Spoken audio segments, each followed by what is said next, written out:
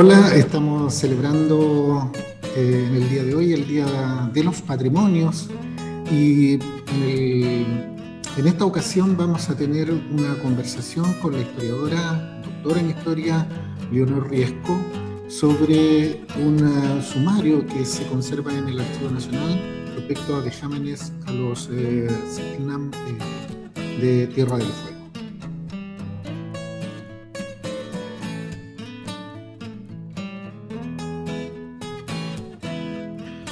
Hola, Leonor, buenos días.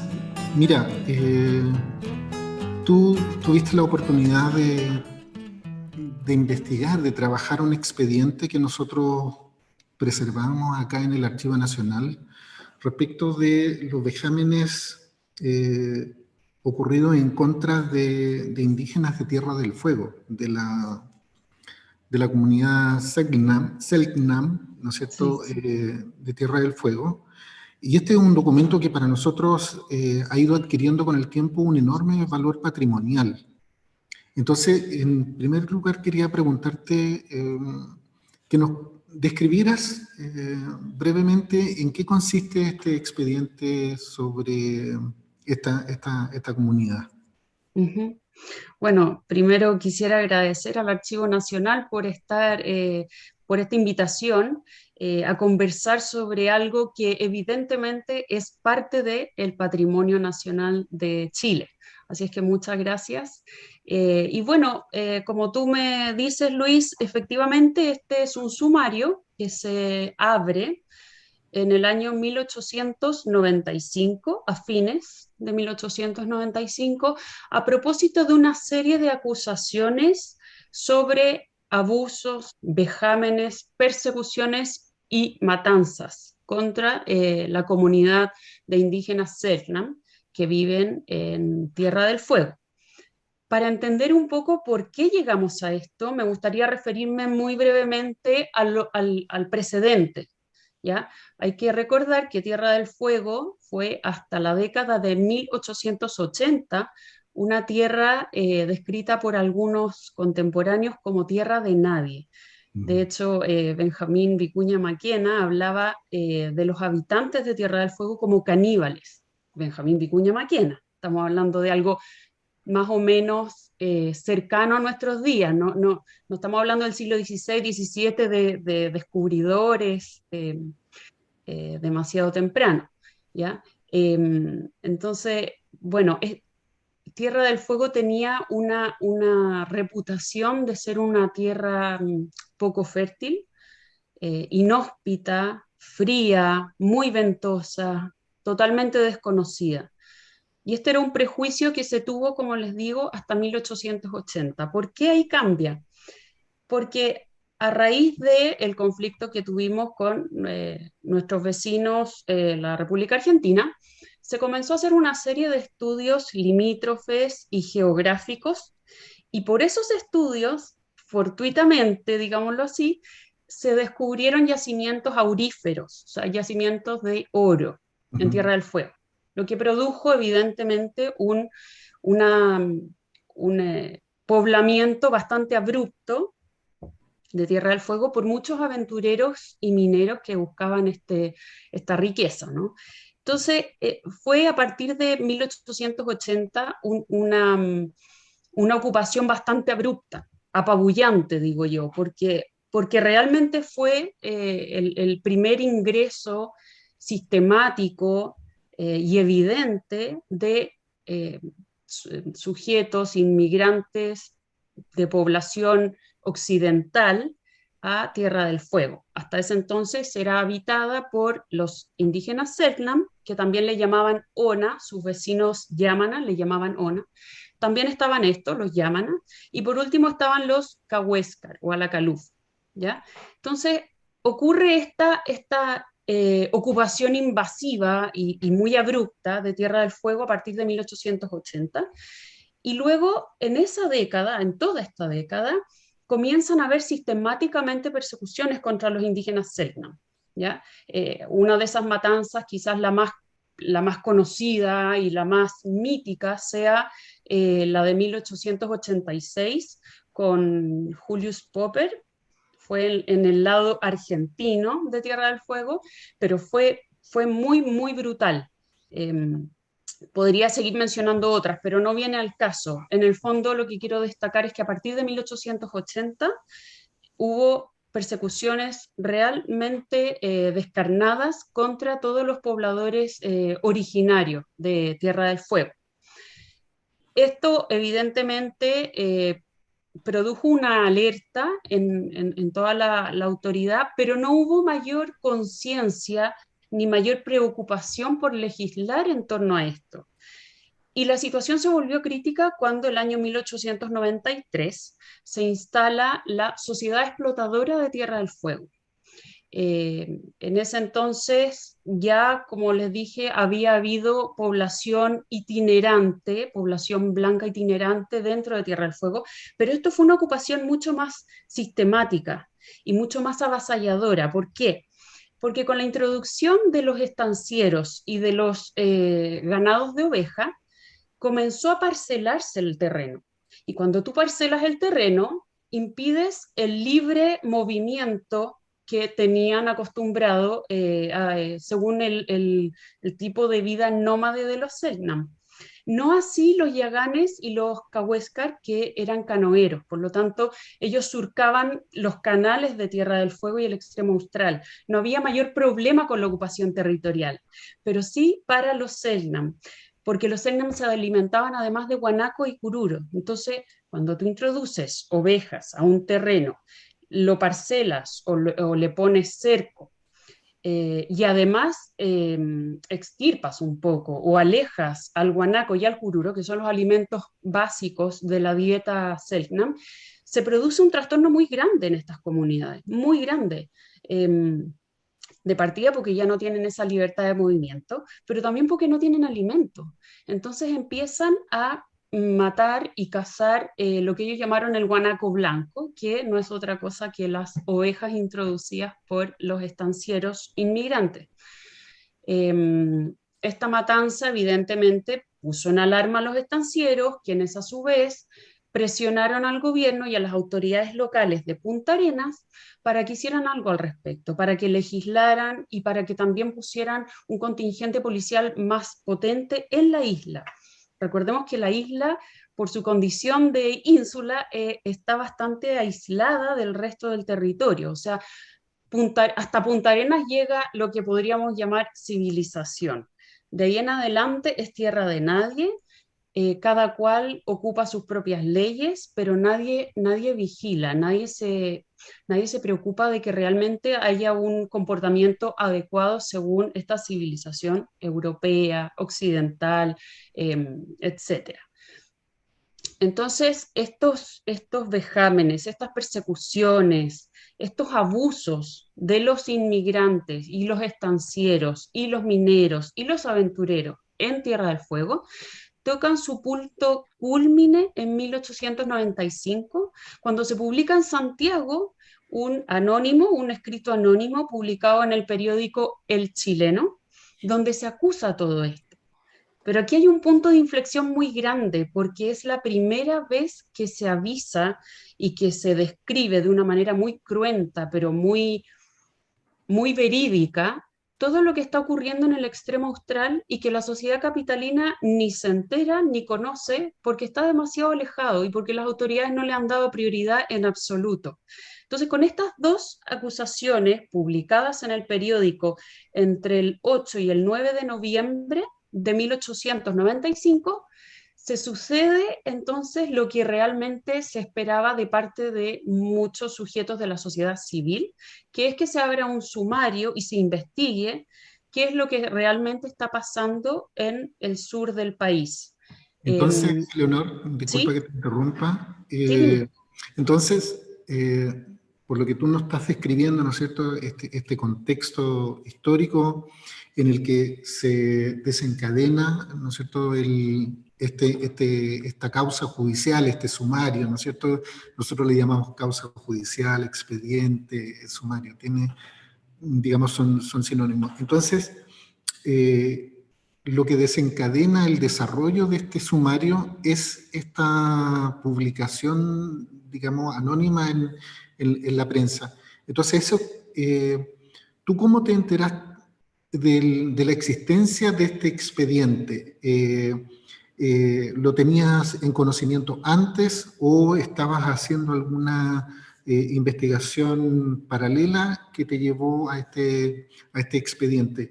Y me gustaría preguntarte, cuando tú empezaste a revisar el expediente mismo, ¿cómo fue tu sensación de, no tanto yo te digo como investigadora, sino que digamos Personal. como personal, cuando tú fuiste revisando más en detalle, digamos, las declaraciones de los involucrados? Sí, mira, al expediente yo llegué de una manera totalmente fortuita, porque fue una invitación de parte del Archivo Nacional. Yo no conocí el expediente para nada. Debo de reconocer también que mi especialidad es la historia de Chile del siglo XIX, pero principalmente capitalina. O sea, yo estudio las mentalidades, prácticas y manejos de conflictos y escándalos en la élite capitalina. Por lo Ya. tanto, esto se salía un poco de lo que yo estaba acostumbrada. Ahora, yo había hecho hace algunos años atrás, había hecho en conjunto un libro para Aguas Magallánicas, la empresa, por lo tanto, yo tenía igual esa noción histórica de todo el proceso de colonización de Magallanes y Tierra del Fuego. Pero este sumario fue totalmente novedoso para mí. Y cuando tú me preguntas qué sensaciones o qué emociones personales tuve al leerla, mi primera reacción fue una pena profunda, indescriptible, porque nunca me había tocado trabajar con algo así. Y estoy hablando desde lo personal, no desde lo profesional. O sea, yo como persona realmente me estremecí muchísimo con lo que leía porque era para estremecerse y mucho más. El relato, no en primera persona, porque voy a hablar de eso después, pero los Selknam nunca fueron interrogados, por lo tanto no tenemos la versión de primera fuente de ellos, sino que solamente terciada por los salesianos y algunos otros que abogaron por ellos. Pero es realmente descarnado lo que se hizo y lo que se cuenta en este sumario. Entonces, mi primer sentimiento fue una pena muy, muy honda, pero luego también, y junto con eso, tuve un asombro muy grande porque era la primera vez que yo accedía a un documento en que se relataran hechos por los mismos involucrados, si bien es cierto que fueron solo los de una parte, o sea, estamos hablando de testimonios por la civilización occidental, por los blancos, como queramos llamarle, pero en el fondo eran estancieros, peones, civiles, jueces y policías de, de, de la sociedad blanca, por decirlo así, no eran indígenas. Pero aún así es un relato que se va más allá y que es más concreto de estas ideas, de estos rumores que llegan y que uno lee y que va escuchando desde la educación, digamos, en la escuela, en el colegio, que uno oye sobre estas matanzas y vejámenes. Incluso yo, a modo personal lo digo, quedé muy impactada cuando yo todavía estaba en el colegio y me acuerdo perfecto cuando salió en las noticias que había muerto la última persona de raza pura Selknam. Entonces, con eso, y me acuerdo después la profesora de historia recalcando esto, o sea, con esto muere la comunidad Selknam. Ahora sabemos que no es así, pero en Exactamente. ese entonces caló muy hondo. Entonces, volver a leer testimonios sobre hechos ocurridos por personas de esa misma época, también en el fondo te asombra mucho. Y como historiadora, te, te, te da cierta felicidad saber que podemos contar con este tipo de documentos que son un poquito más concretos que la tradición oral, en términos de investigación, solamente eso, porque nosotros sabemos que lo que se relata ahí no necesariamente es lo que ocurrió, no es la verdad, pero sí es la verdad de ellos, es lo que ellos concibieron como su verdad, independiente si estemos de acuerdo o no con ese relato. Bueno, y por último, un aprecio supremo por esta conservación de un patrimonio tan importante como lo son todos los documentos que conserva el archivo histórico, pero un aprecio por esa riqueza documental, por esa riqueza de información, porque es realmente muy amplia la información que tú puedes extraer de ese sumario. No es solamente el hecho concreto, tú incluso puedes investigar sobre el sistema de correo, sobre cómo funciona el sistema judicial, la lentitud o no de la comunicación entre el extremo austral y las autoridades capitalinas, cómo eran los inmigrantes, qué pensaban los inmigrantes, cómo fue la instalación de las misiones salesianas y de María Auxiliadora ahí. O sea, es un documento riquísimo que da para mucho más de lo que nosotros estamos hablando en este momento. Sí, eso estaba pensando cuando tú estabas comentando un poco tu, digamos, tu experiencia, porque para nosotros que, que estos documentos, ¿no es cierto?, que han estado por largos años bajo nuestra custodia, eh, evidentemente en algún momento era un documento más dentro de cientos de miles de expedientes judiciales que nosotros tenemos, Sí. pero como a través de la investigación propiamente tal, pero también la entrada en contacto, ahí se produce eh, una energía, una vinculación entre la persona y un texto, en este caso un objeto material, ¿cierto?, que se va convirtiendo en patrimonio finalmente.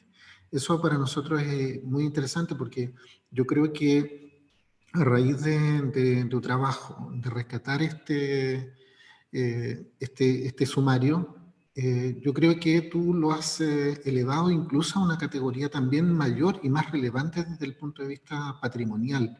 Entonces, desde el punto de vista nuestro, el trabajo tuyo también tiene ese valor. Ha patrimonializado más aún un documento histórico.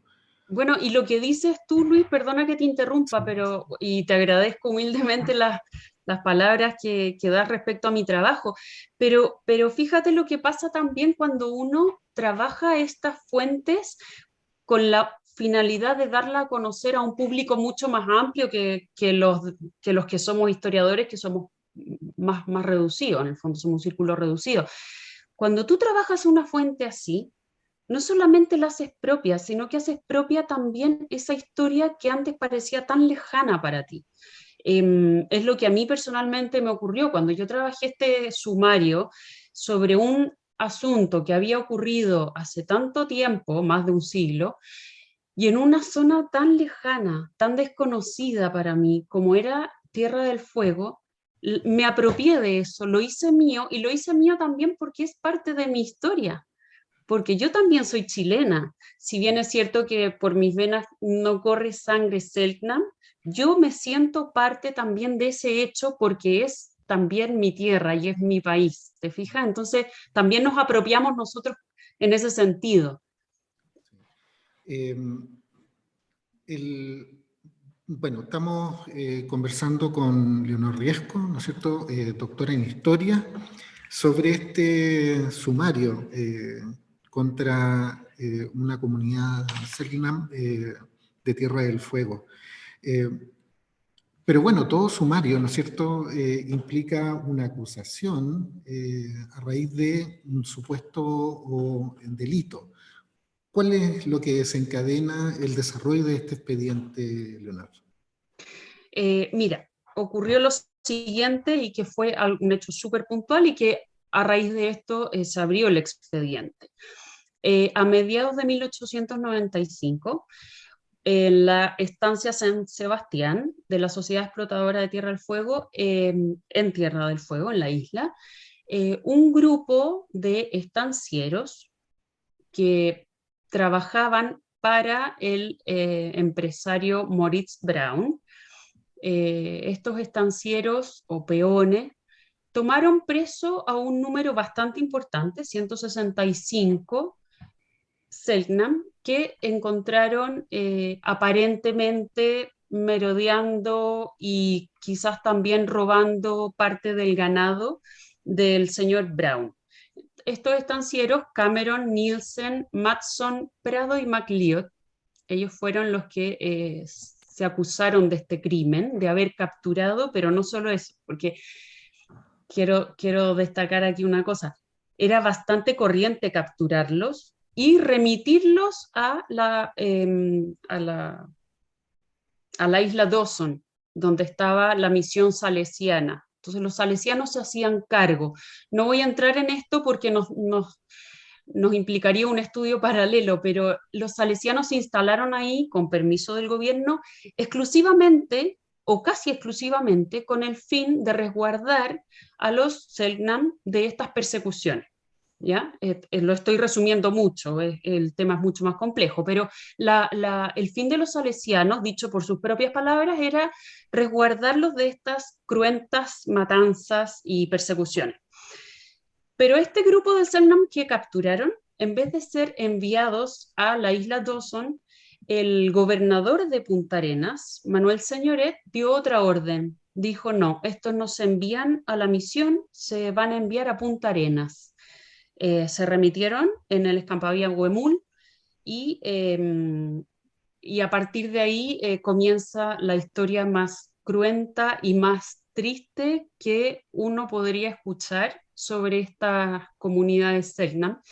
Ellos hay que recordar que sus usanzas eran totalmente opuestas a las de la civilización occidental, por lo tanto partieron por vestirlos a la usanza occidental, con ropajes totalmente húmedos que no se secaban con la facilidad que se secaba una piel de guanaco, por lo tanto comenzaron muchas enfermedades a propósito de eso y evidentemente por la transmisión de otras enfermedades.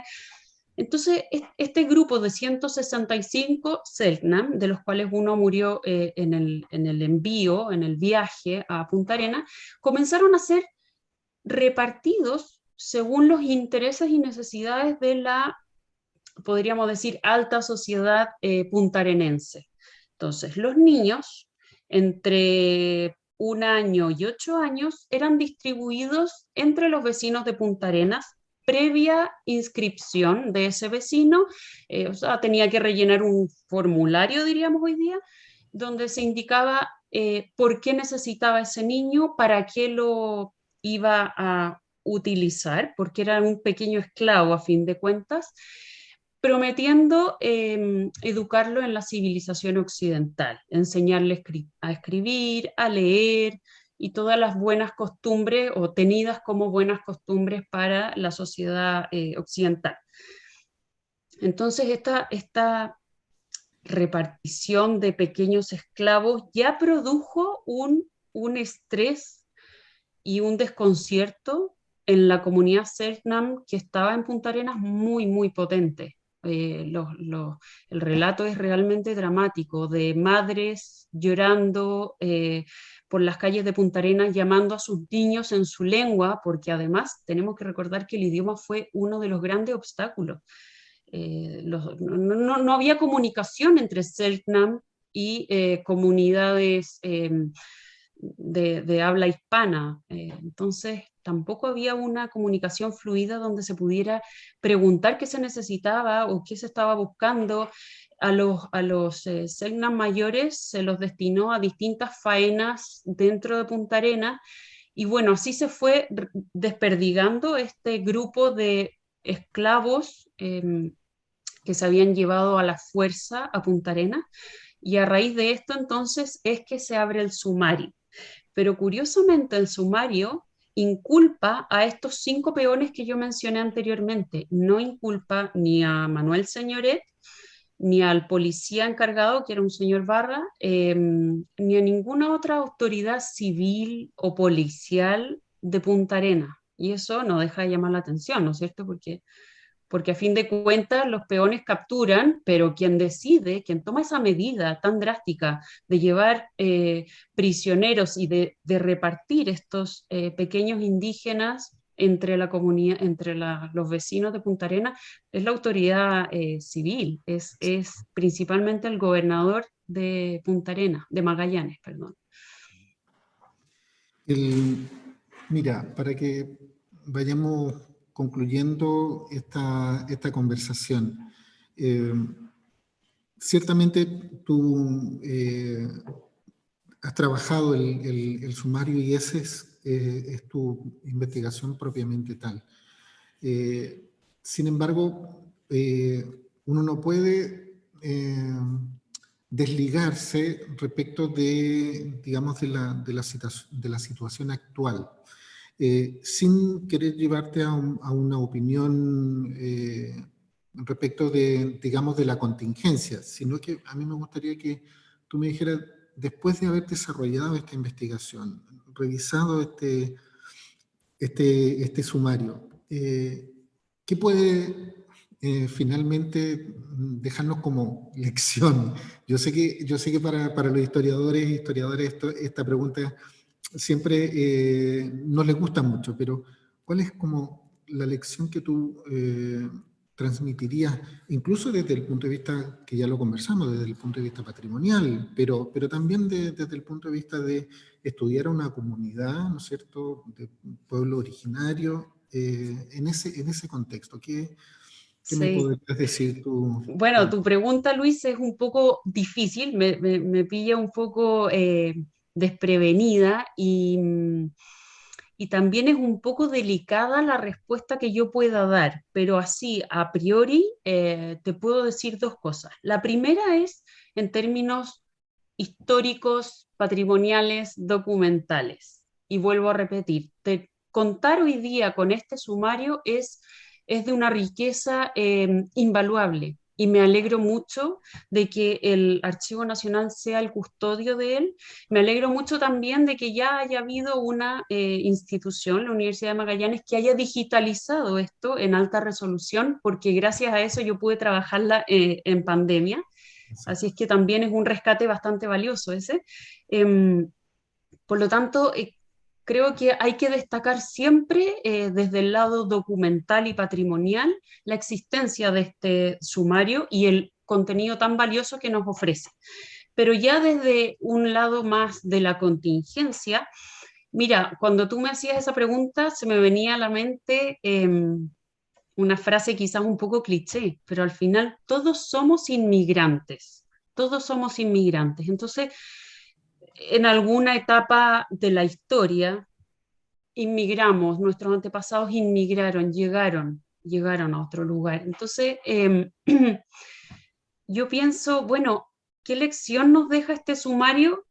Nos deja muchas lecciones, evidentemente, pero la primera que yo te puedo decir, porque es la que a mí me toca más, es el trato que uno puede tener con quien inmigra donde tú vives.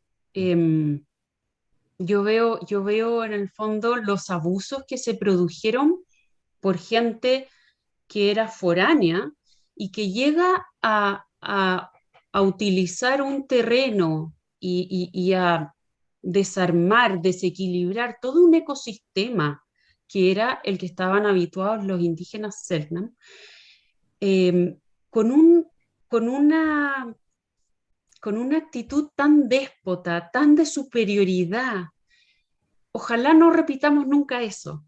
Ojalá nosotros sepamos incluir a los inmigrantes y que nosotros también seamos bienvenidos donde sea que vayamos. Estamos en un mundo demasiado globalizado como para quedarnos en en estas actitudes como son las que vimos en Tierra del Fuego.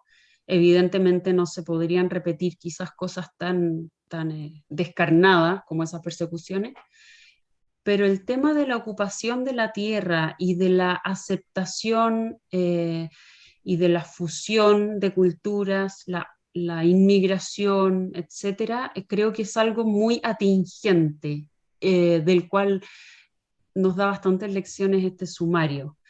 Eh, eso y para terminar, pero también yendo un poco más a la riqueza documental de este texto, eh, ojalá se pudiera hacer algo de manera de que la población más joven, los estudiantes actuales de escuelas y colegios, pudieran acceder también a esta parte de la historia y no quedarse con un relato que ya está un poquito obsoleto y que es poco concreto, de persecuciones en el extremo austral, para también saber sacar lecciones de documentos históricos palpables, físicos, y no solamente de un relato que se oyó decir o que ha quedado un poco en la conciencia de muchas personas, pero sin mayor análisis crítico. Exacto. Sí, ¿no es cierto? ¿Cómo convivir en un mundo multicultural, ¿no es cierto? Que nuestra sociedad, nuestro país es una sociedad multicultural, pero que la dignidad humana de todos, esa diversidad, vale lo mismo, ¿no es cierto? Y no un grupo imponerse sobre otro, ¿no es cierto? Eso queda como sustrato de, yo creo que de lo que tú nos comentas finalmente. Leonor, yo te quiero agradecer infinitamente haber desarrollado esta investigación, haber trabajado este sumario.